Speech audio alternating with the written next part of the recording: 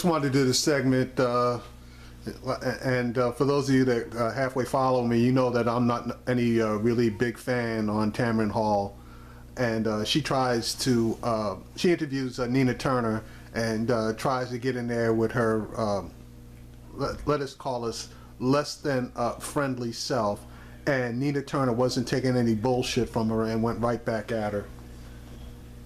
Please keep this a secret. Do not tell Secretary Click she's getting a little nervous, and I don't want her to get more nervous.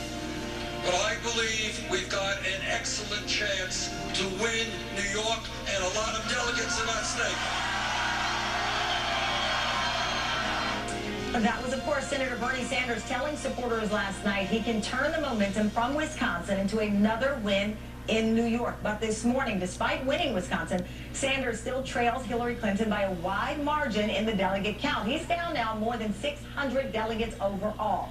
Senator Sanders is also facing this headline on the front page of today's New York Daily News. Quote, Bernie's Sandy Hook shame. The newspaper slamming Sanders for opposing efforts by families of Sandy Hook victims to sue gun manufacturers.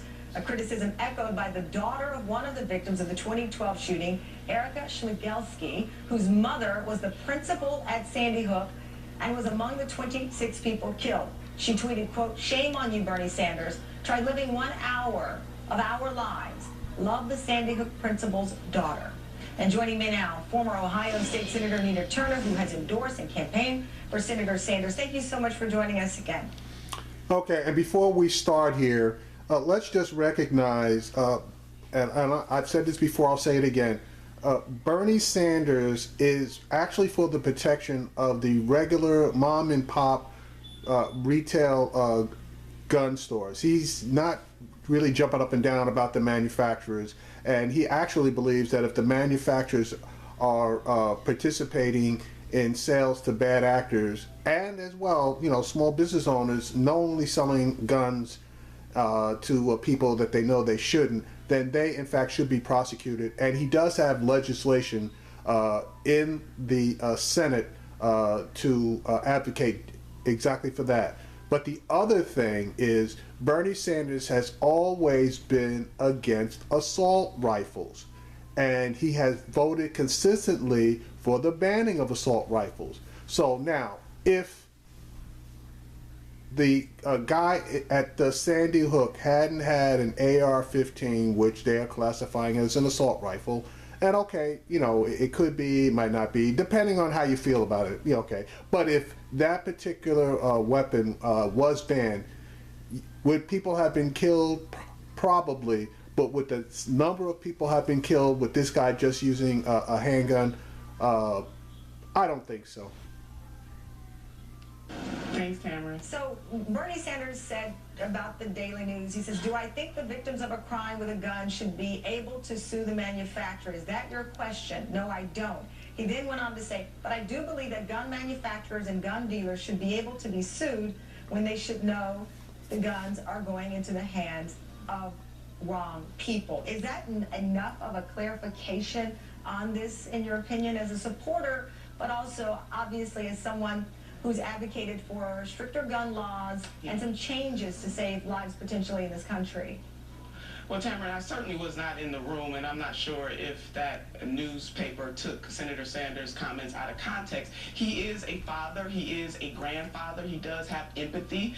You know, our hearts go out to the victims of Sandy Hook, not just the parents and the grandparents, but that city and our nation. And certainly Senator Sanders has been fighting his entire political career. He believes the best way to deal with these things is to ban assault weapons, period. And we still have a long way to go in doing that in this country. So for anybody to assert, and I'm talking about the newspaper, because the family's feelings are their feelings and nobody can debate that. But I believe that once they get to understand how the senator feels about these issues, that he will know that he does stand with them. The vote that he has taken in the past had more to do with individual small business owners in his state of Vermont, and has nothing to do with how he feels about getting those types of weapons off the streets. I'm looking at the delegate math right now. Senator Sanders needs 67% of the remaining delegates to hit 2383, the number needed. it would be obviously incredible for him to reach that number. What is the strategy moving ahead? It's one thing to have momentum. There's another to have math here.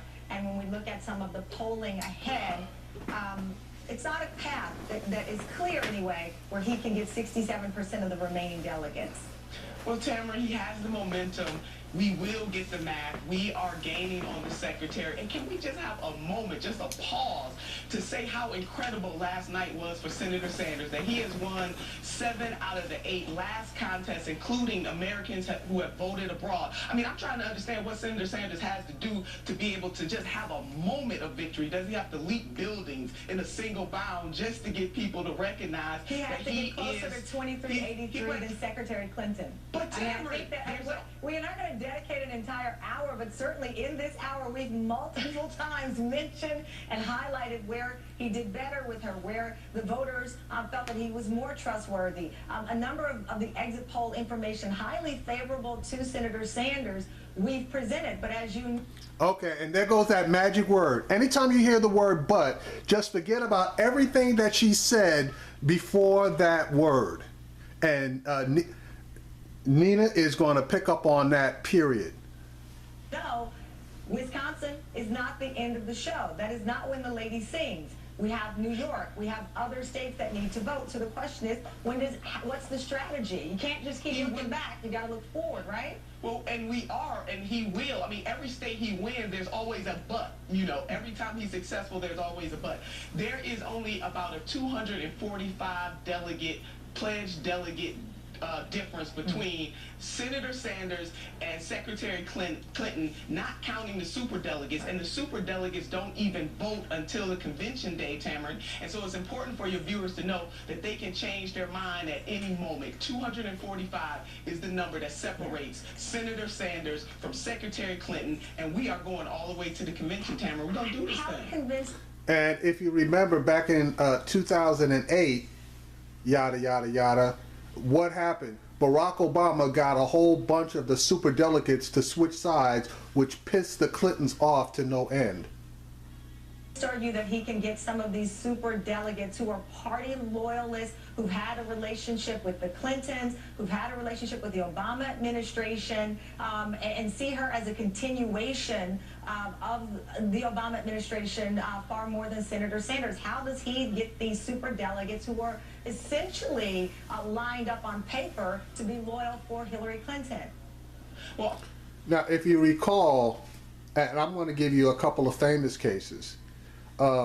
Elijah Cummings and John Lewis were both in the Clinton camp, and when they didn't mess around too much with John Lewis, but when Elijah Cummings jumped ship on them, they went crazy. They went crazy. But that's just an example of somebody who, quote unquote, is supposedly a Clinton loyalist changing their minds.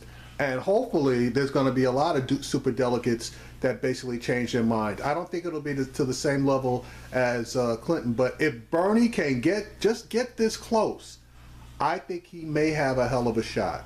All of the superdelegates are not pledged. There's still quite a few left out there, as you know.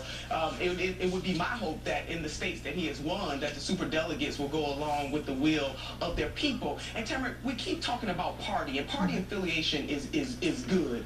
But what is most important in this condition that we are in this country right now is voting for the interests of the American people, the downtrodden, the people who are looking for leaders to stand up with them. And you know, Shakespeare once said that what's in a name, a rose by any other name, smells just as sweet. I know that the Clintons are trying to throw stuff at the wall, seeing if it's going to stick, whether or not Senator Sanders is a loyal Democrat or not. When he was voting with them over 98% of the time, they didn't have a problem with that. When he was the chairman of the Veteran Affairs Committee, they didn't have a problem with that. The fact of the matter is that Senator Bernie Sanders is a strong, committed, social Democrat who believes in lifting the people. That is his message, and he has the best vision to take this country forward and adhere to the values of the Democratic Party. He is living it. He is the personification of it through his life's work.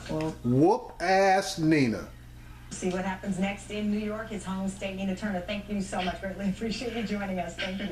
Now, that's why Bernie Sanders needs more advocates like that. I mean, Nina Turner probably is one of the best advocates and speakers that he has in his camp. Now, I like Ben Jealous, but Ben Jealous is nowhere near as articulate as Nina Turner is. He needs about 10 or 15 of her, and this race might have already been in his favor.